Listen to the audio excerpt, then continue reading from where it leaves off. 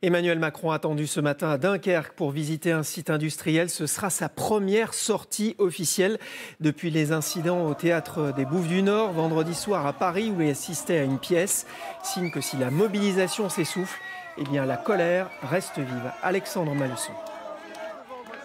Vendredi vers 21h, cette jeune femme reçoit un message sur une boucle de réseau militant.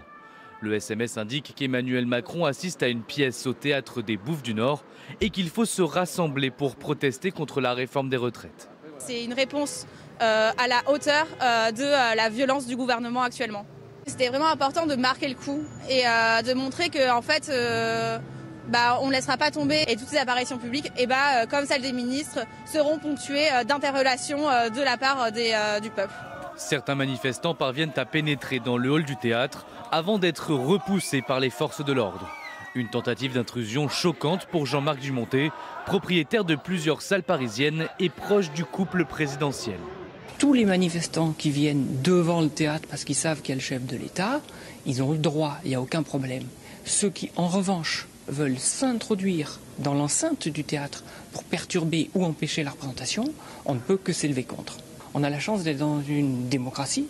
Et dans une démocratie, on peut parler, on peut douter, on peut s'engueuler, on peut parler fort. Mais il y a des lieux pour ça. Emmanuel Macron est isolé quelques minutes, puis regagne sa place.